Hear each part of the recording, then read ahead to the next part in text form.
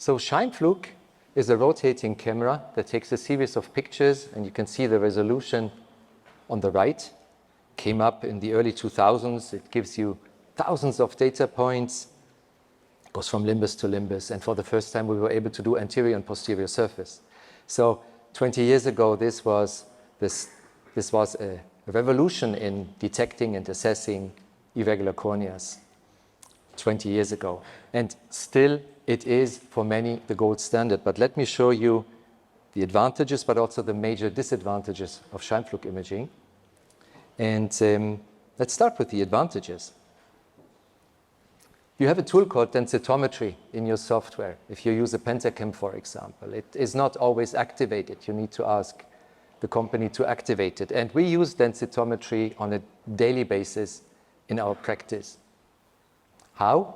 This is a standard eye, and the way the image is analyzed is by looking at this picture here. Where is my, here? This picture here, and this resolution. And based on this image, the height data are calculated, but you can also look at this image for the scattering of light. And the scattering, we just jump forward again, the scattering of a normal transparent cornea can be compared to any state of healing, of scarring. Now let's look, for example, at a healing reaction after cross-linking. Before, and this is densitometry, 3 months later. Why does this happen? Because of all the inflammatory cells that migrate into the cornea, neutrophils, granulocytes, inflammation, haze, scattering of light. Patient complains about photophobia. And this is such a useful tool because looking at this, looking at the slit lamp, staging the haze, you say, oh, I might need to up my game in terms of steroid treatment. You give plenty of dexamethasone for 12 weeks or loteprednol, whatever you use in your practice, and then you can monitor how the haze goes down again. This is very useful in Scheimpflug imaging. But at the same time, this can also be a major disadvantage. A disadvantage whenever you look at height data generated through such an image. And these are the limitations of Scheimpflug. This here is a patient who had a surface ablation for hyperopia. And he came half a year. This is half a year after the surgery. And in fact, this happened to us. This was happening at ELSA, and you can see we were not happy at all with the post-op refractive result. Patient still was quite hypermetropic, had a lot of astigmatism. Something did not go well. And this is the pentacam image, and as you can see here, it's tilted. It's a huge flattening on I think it's the right eye, on the nasal side of that eye. That's a pentacam image. We took another machine. We compared the image of the pentacam to a Sirius. What is Sirius? It's a mixture of pentacam, of Scheimpflug, and additional placebo-based. Just to compare, because we had to plan, as Emilio had shown you before, do we do a corneal wavefront, do we do a total wavefront? We have to repair that cornea. Same thing here. You see that depression? So based on this, and the quality of the measurements always tells you good measurement, everything aligned, you can use me for creating an ablation pattern. This looks very convincing for the root of the problem until you take the MS39 image. And this is the MS39 image of the same eye. Perfect symmetry. No depression here. So a difference here of several diopters towards Scheimpflug placebo and Scheimpflug alone. So how can you plan here? Where does this come from? Look at the OCT image. Comes from the peripheral haze, from the previous hypermetropic treatment. And now you can use the densitometry again as a useful tool because you can see the haze or scar, or however you want to call it, permanent haze. You can see it in the densitometry. So it's an advantage to monitor certain events. It can be a major disadvantage. So there, instead of planning corneal wavefront guided trans-BRK, we switched to a PTK, a trans-PTK first. we removed the scar, and then 6 months later, we did a corneal wavefront-guided PRK. Patient is fine now. But this shows you the major limitations of Scheimpflug imaging. And then a member of our team, Leo Kollros, our clinical optometrist, came to me maybe a year ago and said, we have these strange discrepancies after cross-linking between the MS-39 and a conventional Scheimpflug device. Let's have a look at it. So we looked at it. It was a brilliant idea, Leo. What is the clinical success? How many of you do cross-linking, for example? Many. I personally, for 15 years, to assess whether I was successful or not, I looked at a pentacam picture after 6 months.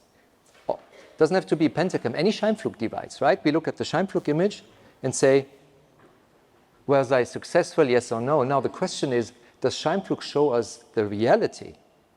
Because there might still be haze in that cornea. So what we did a clinical assessment using almost 100 patients with 3 different cross-linking protocols. The difference is more and more fluence, more total energy. More total energy means more inflammation post-op, more haze. And in all patients, we had MS-39 and Scheimpflug data pre and post-op.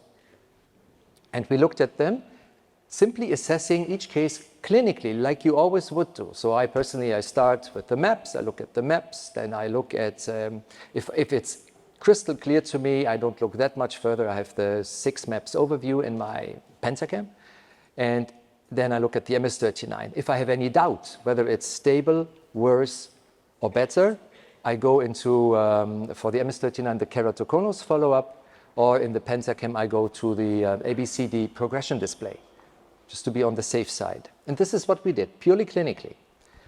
And let's look at the results. If you do a standard cross-linking, in this case, it was the 10 minutes, 9 milliwatt protocol. So green is our assessment using a pentacam. Blue is our assessment using the MS-39. But again, I could have also done it serious, whereas MS-39. So it's Scheimpflug against OCT imaging. It was quite congruent. So in most cases, we saw stabilization. We saw, on the other hand, improvement in 3 cases with the pentacam, and there was no improvement in the MS-39 in the same patient. Improvement is easier because luckily it does not change my clinical judgment.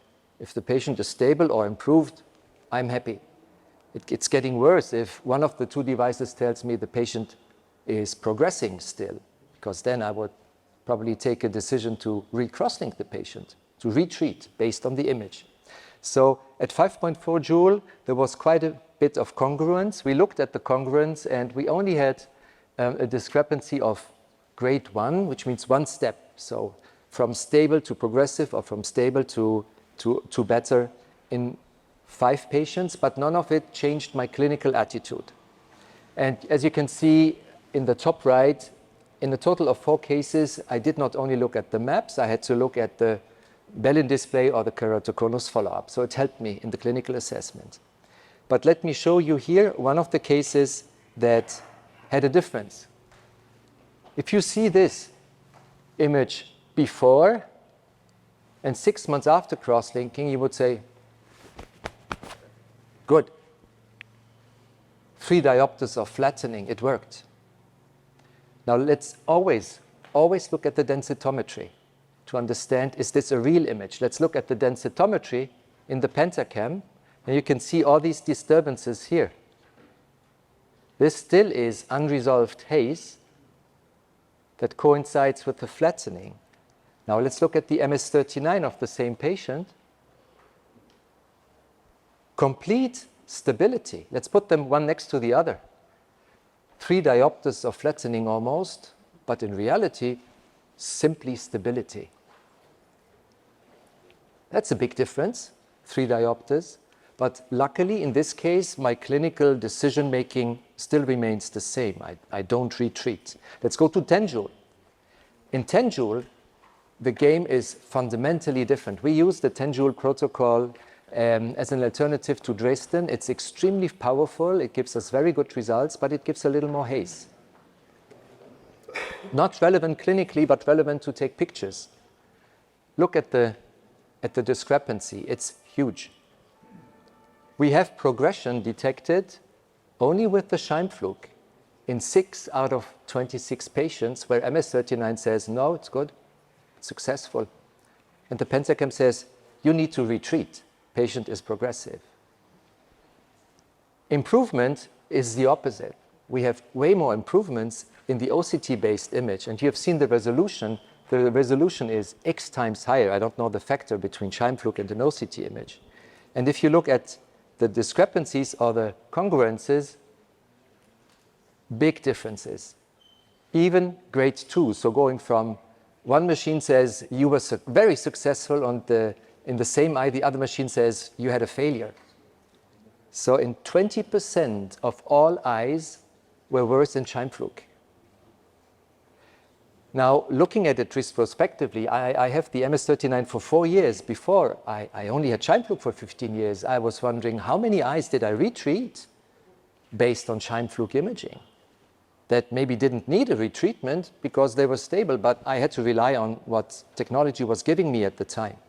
Let's look at one of these cases, before and after in Pentacam. So you judge clinically after 6 months and you tell the patient, I'm sorry, I think you belong to the few percent that did not respond well. You have a progression of 3 diopters. We need to retreat.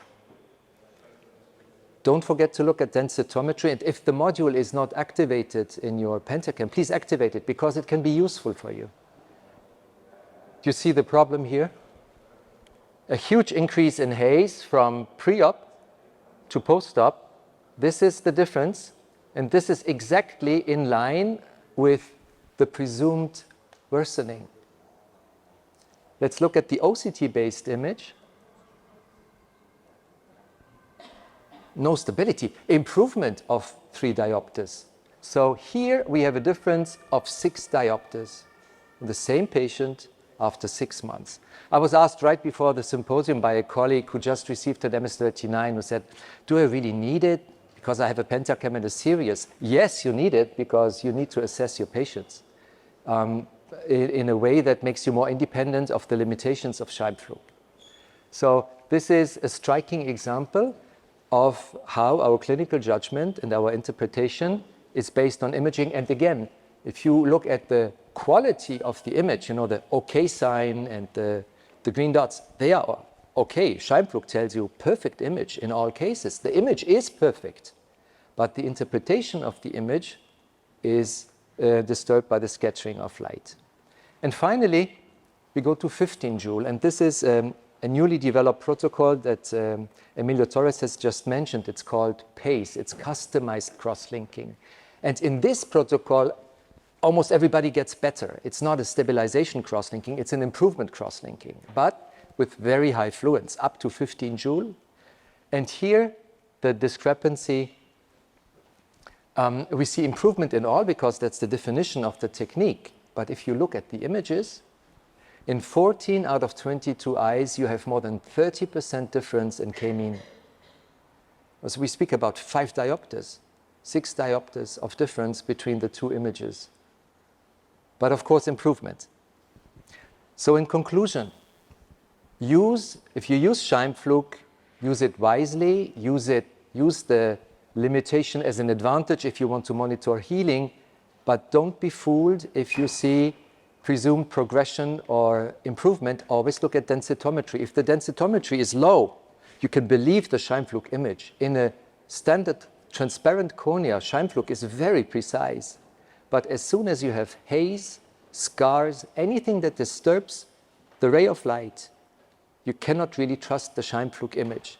And what we are doing now is we are analyzing the past 100, 150 cross-links, because I believe that the real success rates of cross-linking are even higher than anything reported in the literature because the data were based on Scheimpflug imaging. If you want to learn more, also in a CSO course, please visit our cross-linking meeting in December in Zurich. This is a teamwork. These are members of the team. Sorry, Leo. I tried to modify it. I didn't see this is from last year. So we would need to add Leo Kollross. Thank you for your attention.